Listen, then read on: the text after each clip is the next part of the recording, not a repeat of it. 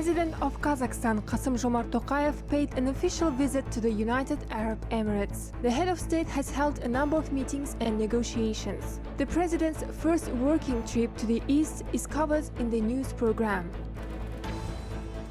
Kazakhstan is introducing the concept of the responsive government. Path of Abai spoke about plans of the ministry for 2020. The Path of Abai by Mukhtar Awiyazov was translated into Braille. The Abai's Legacy exhibition opened in Pavlodar.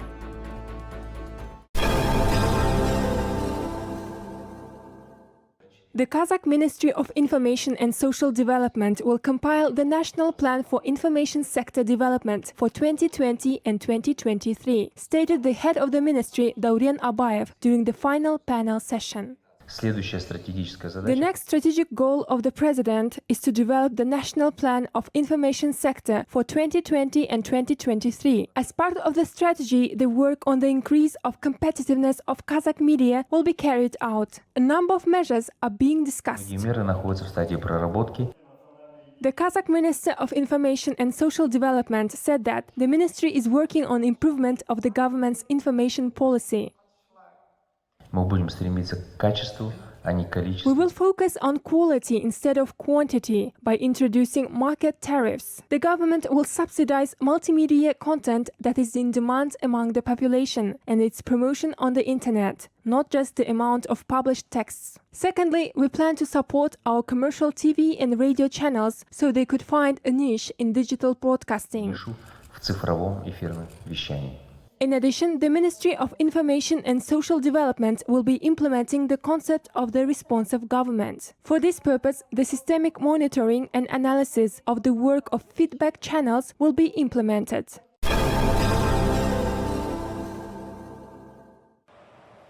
Қазақстанның транзиттік әлеуеті артып келеді. Былтыр еліміз арқылы 19,4 миллион тонна транзиттік жүк тасымалданып, 2018 жылғы көрсеткішпен салыстырғанда 1,4% артқан. Бір айта кетерлік жайт, оның ішінде автомобиль жолдарымен жеткізілетін тасымалдың үлесі басым болды. Бұл орайдағы өсім шамамен 20%-ды құрап отыр. Биыл осы межені еселеп, халықаралық жүк тасымалы дәліздерін дамыту жоспарланған. Бұған қатысты Азия мен Европаның сауда көліктік көпірі атты жаңа бағдарлама қолға алынбақ. Мұндағы мақсат қазақстандық кәрі және сары құрлықтарды байланыстырушы жаһандық торапқа айналдырып, әлеуетті барынша кәдеге жарату. Қазақстанның көлік дәліздерін дамыту көзделіп отыр. Қазіргі таңда сауда көліктік саланы жетілдіруге бағытталған арнайы бағдарлама белсенді түрде дамытылып жатыр. Бүгін осыған байланысты арнайы кеңес ұйымдастырылды. Онда жүк тасымалы саласына қызығушылық танытып отырған бизнес пен тиісті мемлекеттік сектордың өкілдері бас қосты. Өйткені бұл әлеуеті аса жоғары, бәсекеге қабілетті бағыттардың бірі. Өңдеу өнеркәсіп саласында экспорт көлемін ұлғайтып, еңбек өнімділігінің 1,5 еседен артық өсімін қамтамасыз ету. Елдің индустриалды инновациялық даму бағдарламасын жүзеге асыру мақсатында үкімет алдағы 5 жылға осындай міндет қойып отыр. Жалпы экспортқа бағытталған 40 жобаны іске асыру көзделуде. Олардың қатарында азық-түлік, машина жасау, металлургиялық және ауыл шаруашылық өндірістерді іске қосу бар. Алғашқы 2-5 жылдықтың қорытындысы бойынша өңдеу өнеркәсібінің кәсіпорындары 70 триллион теңгенің тауарын шығарған.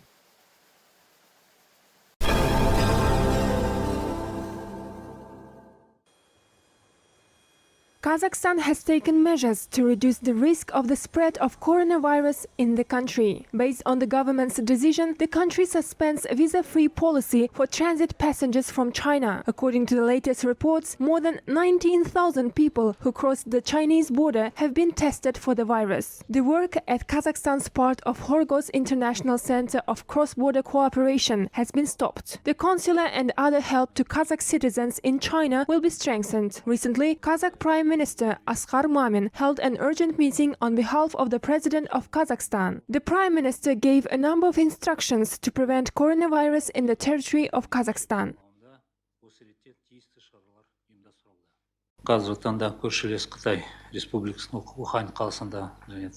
Currently, a dangerous coronavirus is spreading in Wuhan and other cities of China. The virus causes severe pneumonia, which is dangerous to human lives. President of Kazakhstan, Kassym-Jomart Tokayev, instructed the government to take decisive measures to prevent the spread of the virus from China to Kazakhstan. осы ретте тиісті шаралар ұйымдастырылды. The Kazakh Foreign Ministry is taking measures to return Kazakh citizens to their homeland. According to the latest reports, there are nearly 1,000 Kazakh citizens in China. All of them will be returned to Kazakhstan. Meanwhile, due to the coronavirus outbreak, the Kazakh airlines have restricted all flights to the island province of China, Hainan. The Almaty-Hayko and Nur-Sultan Sanya flights have been cancelled today.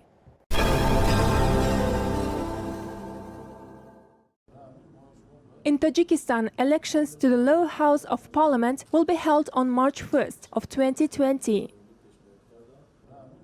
The electoral campaigns will begin after the registration. Each political party will be allocated a free airtime on the public TV channel. The candidates will be able to publish newspaper materials free of charge. More than 3,000 precinct election commissions will be created in Tajikistan. 39 of them will be located beyond the country's territory. Based on the initiative of the Central Election Commission, experts are specially trained to answer questions of Tajik citizens regarding the election process. We help to members of the precinct election commissions compile the list of voters and explain amendments to the legislation related to elections.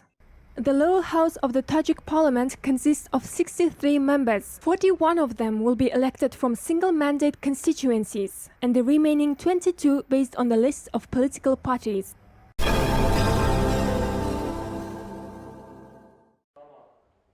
Uzbekistan plans to implement Kazakhstan's experience in forecasting the flood. Training seminars started in Nur-Sultan. During 5 days, Kazakh weather forecasters will be showing the leading practices in short-term river flow forecasting to their colleagues from Uzbekistan. The Kazakh weather forecasters will talk about the process of the flood warning system. In addition, as part of the project, there will be the organized field seminars in the hydrometeorological centers of Central Asian states. Kazakhstan is the first country in Central Asia to introduce a modern method of short-term hydrological analysis. It allows predicting water drains 3 to 7 days in advance. Changes in hydrological forecasts of the previous method ranged from 100 to 200%, while with the current technique, we could reduce the indicator to 10%. European countries have reached this result in 20 years, while we have achieved it in 3 or 4 years. There is still a lot of work to be done in this area.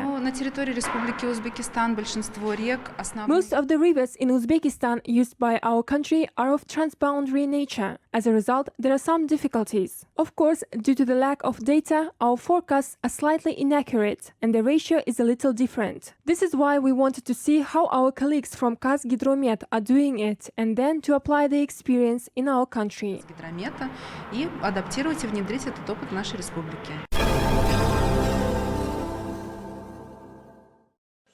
Female school students organized the cultivation of exotic fruits in Aktau region. The students expect the harvest of pineapples, bananas, and mangoes in a couple of years. The young farmers control the growth of crops by using laptops. Citrus fruits don't grow in Kazakhstan. Children brought seeds as an experiment. After several months, we've seen good results. Fruits are growing slowly. I believe that in 2 years we will get the first harvest of bananas. The young botanists supply the school cafeteria with fresh vegetables grown in the school greenhouse. The girls harvest root crops every 100 days. We harvest vegetables every season. We donated the first harvest to the school cafeteria, particularly 3 kilograms of radish, 4 kilograms of cucumbers, and 5 kilograms of tomatoes. Such greenhouses are useful in agriculture. By growing vegetables ourselves, we save water and electricity. The crops are growing fast. Watering is regulated remotely. More than 30 school students attend the Greenhouse Club. The students have a lot of ideas. For example, currently the young botanists are growing the exotic flowers, which they plan to present to their teachers for March 8th.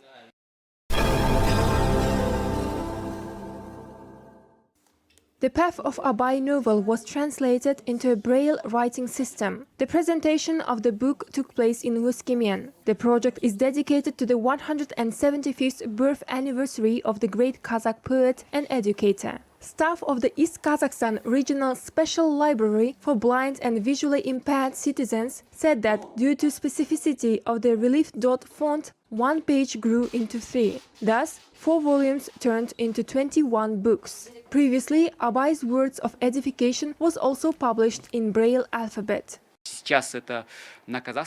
The Path of Abai in Kazakh language has been translated into Braille. In the future, we will publish it in Russian as well. In total, it took only 1 week to finish the work. As a result, 1 volume consists of 860 pages. Meanwhile, as part of the celebration of the 175th birth anniversary of the great Kazakh poet, the Legacy of Abai exhibition was opened in Pavlodar. The project was implemented as part of cooperation between museums of Pavlodar and Semey. Abai's personal belongings, such as musical instruments, clothes, dishes, and household utensils, have been presented at the exhibition. The exhibition will be available to visitors until mid-February. Дәл осы Ұлы Абайдың мұрасы тақырыбындағы көрмеге Абайдың Жидебай мемлекеттік қорық музейінің асыл қоры. More than 100 exhibits from the fund of the Jibek State Reserve Museum have been presented at the exhibition. There were the books which Abai used to read at Ahmed Riza Madrasa. In addition, there are books in Persian, Arabic, Turkish, Chagatai and Tatar languages. The exhibits that immerse people into the world of the poet have also been presented. They show us the image of the Kazakh educator. Дәріптейтін дәстүрін айтатын сол туралы мағлұмат беретін үлкен жәдігерлер келіп отыр.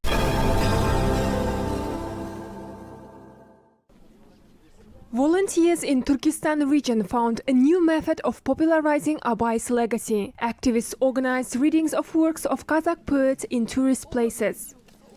Біз жұртты елең етіп, өзімізге қарай баулып тарту үшін, яғни біз ең бірінші... We showed the image of young Abai. We tried to convey his ideas, what he wanted to tell. We tried to recreate the image of a young poet. If some people who are not familiar with works of Abai Qunanbaylı, then we must tell about them. It would be great if we can reach out to as many people as possible. Кеңінен насихаттайық деп, жастар болып, Төле би ауданының жастары болып, кеңінен насихаттайық деген ой болды бізде.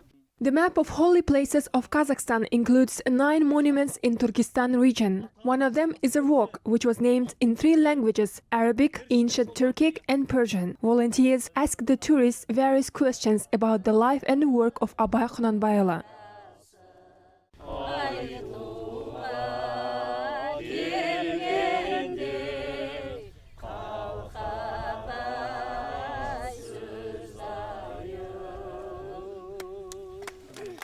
I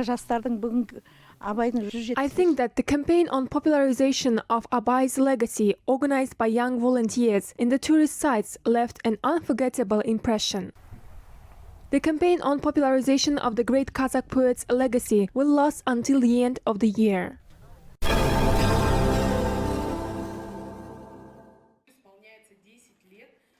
The bright celebration of the Korean Lunar New Year took place in Nur-Sultan. The Korean Cultural Center prepared the rich festive program. Visitors were offered to taste the traditional Korean dish, tteokguk, wear the traditional dress, hanbok, learn the New Year bowing, sebei, and even practice the Korean traditional painting. People could feel the holiday spirit, participating in various traditional games, classes, and programs. Beauty of the rich Korean culture was demonstrated through dance and song performances.